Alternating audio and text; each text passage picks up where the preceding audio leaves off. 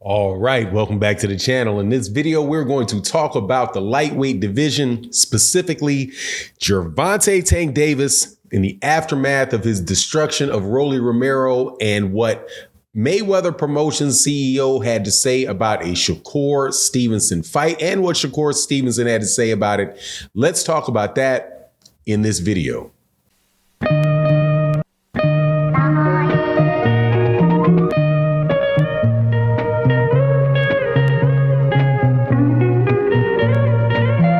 All right, welcome back to the channel. It's your boy Fanan. Man, we have enjoyed a great last few months of boxing. Got one more fight coming up next week against Devin Haney and George Kambosos. Last week was Gervonta Tank Davis versus Rolly Romero, and a very, very exciting fight. In this video, we're going to talk about what happened in the aftermath and related to another fighter that put on a great fight this year, which is Shakur Stevenson, who is the 130-pound champion. What he had to say about fighting Gervonta Davis, and what Leonard Ellerby, who is the CEO of Mayweather Promotions, the current and future and probably forever promoter of Gervonta Davis, had to say about it as well. Now, before I get into that, though, let me welcome you back to the channel. If you are a longtime subscriber and supporter, thank you so much for your support in the videos that we do and the live streams, through you guys' cash apps, through the super thanks, which is a new way that you can support the channel. All you got to do is support super thanks would be greatly appreciated. And if you're new to the channel, welcome to the channel. Please accept my invitation to hit that subscribe button, hit that bell icon so that you can be notified of when we release more videos. So let's get into it. Gervonta Tank Davis, in my opinion, right now is one of the best fighters in boxing. In my opinion, it is very difficult to really, draw a firm line in between people when you say, who are the top 5, 10 pound for pound fighters in the world. But in my opinion, Gervonta Davis deserves to be planted firmly amongst the top of those guys based on the skill set that this man has and what he's doing in that ring.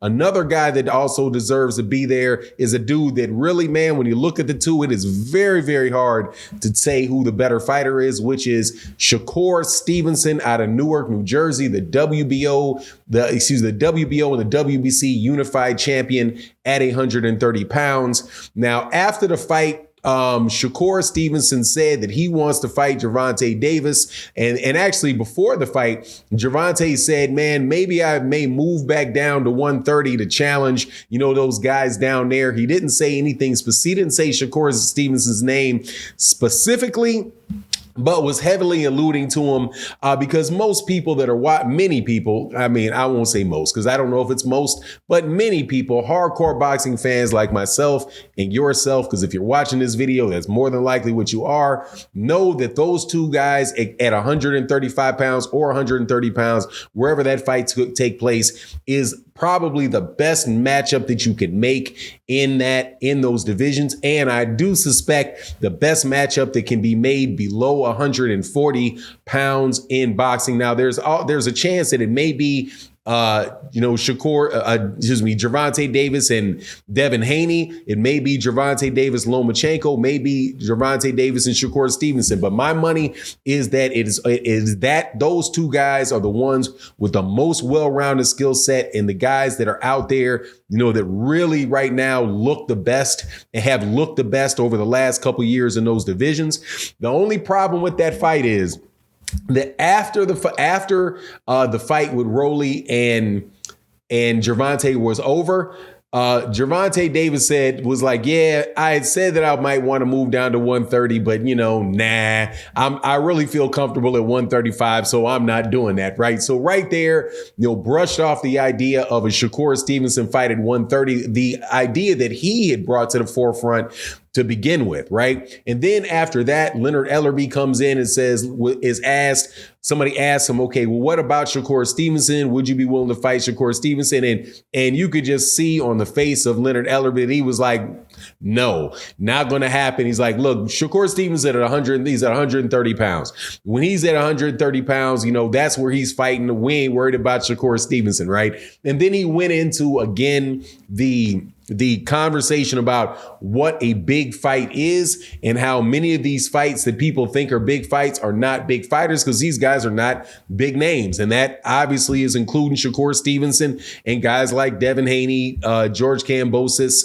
I'm sure Teofimo Lopez is in there. The only guy that they said for certain would be one of the biggest fights down there and is a legitimately real big fight is Ryan Garcia, but said, look, man, we would love to fight Ryan Garcia. And we've tried to make that fight with Ryan Garcia on multiple occasions. However, Ryan Garcia is not interested in the fight. That Oscar De La Hoya is not going to let him fight, is not going to let Ryan Garcia fight Gervonta. So, more than likely that fight is not going to happen, which begs the question of exactly who Gervonta will be fighting next.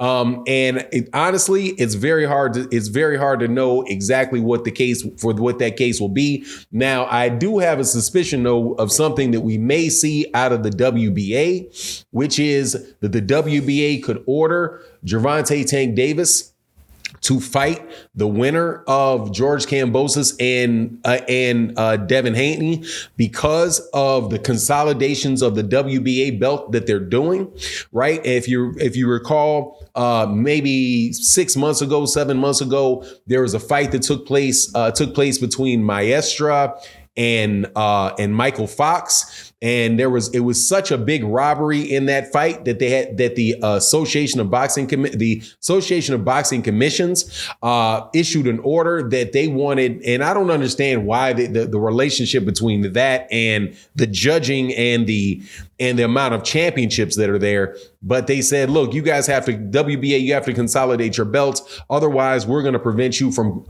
we're not going to allow you to sanction fights in the United States. If you do not significantly reduce the number of belts that you have in your champions and belts that you have in your organization.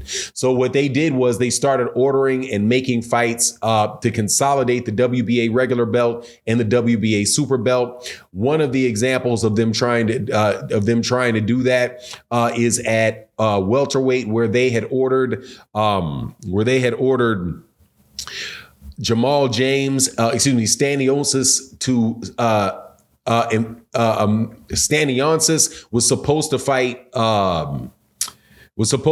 Yordanis Ugas, and then the winner of that fight was supposed to fight the winner of Jamal James versus Butiev at the time. The winner of that wound up being Butiev, but then because of the consolidation or the unification fight with Errol and Ugas, after 3 petitions, they allowed that fight to go on, but they still have the orders there for those fights, for those belts to be consolidated, and they're trying to do that in other weight classes as well. So that very well may take place with Gervonta and Kambosos. However, money talks and BS walks in boxing, and Gervonta Davis bringing in that big a sanctioning fee for that WBA regular belt. Not sure if they're going to do it. But as far as Shakur Stevenson, as of right now, Gervonta's like, nah, I'm not going to go fight him down there at 130. And Leonard Ellerby is still like, that's not a big fight. Now, Shakur Stevenson,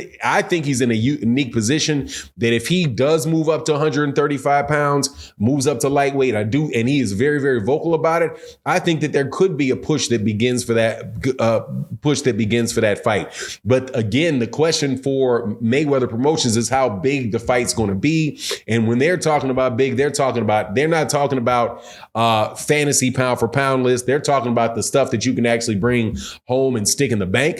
And, if that's the case, Gervonta Davis is so far above and beyond anybody at lightweight in that regard that, it's going to be like, and I said this in a video before, like, what are those guys going to do to entice Gervonta Davis in order to make that fight? Because when he can fight guys like Rolly Romero, and do those type of numbers and have that big type of situation, man, it's going to be hard to argue that he needs to be cutting a bigger piece of the same pie to fight any of those guys, at least from a monetary sense. As far as that, all the talk that boxing fans do and the naysayers do and all that, look, man, the naysayers didn't stop anybody from showing up to that fight. And I doubt very much that the naysayers stopped anybody from buying that pay-per-view. So we'll see what happens. Anyway, that's my take on the matter. You let me know what you think in the comment section. And with that, I'm out.